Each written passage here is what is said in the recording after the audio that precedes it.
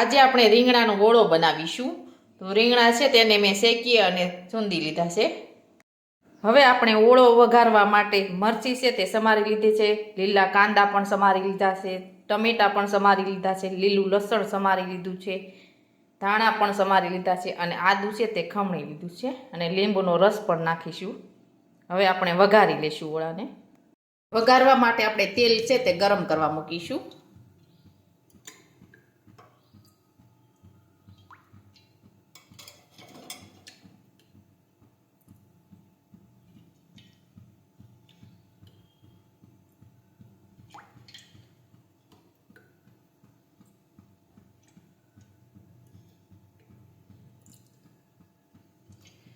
હવે આપણે તેલ છે તે ગરમ થવા દઈશું।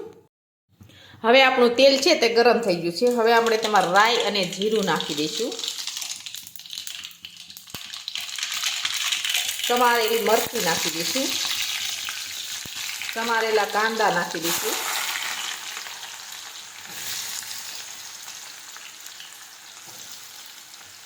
સમારેલું લીલું લસણ નાખી દઈશું, ખમણેલું આદું નાખીશું। હવે સાતળી લઈશું।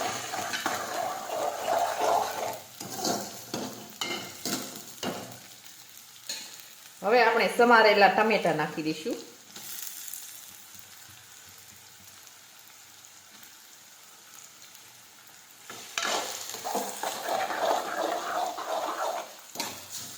હવે આ રીતે આપણે સાતળી દઈશું।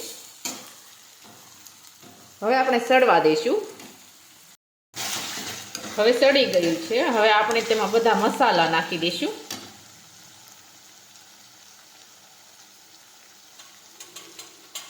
હળદર નાખીશું, ચટણી નાખીશું, જીરું નાખીશું,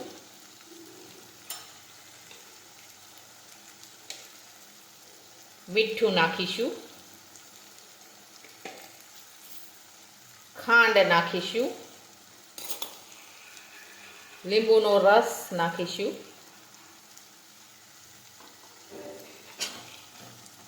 હવે બધા મસાલા છે તે મિક્સ કરી દઈશું આ રીતે।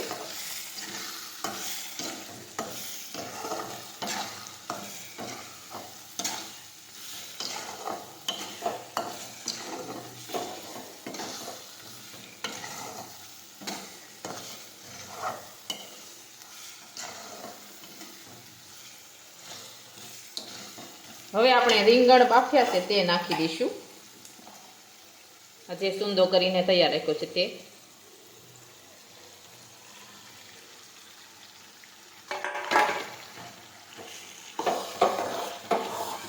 એને પણ આ રીતે મિક્સ કરી દઈશું।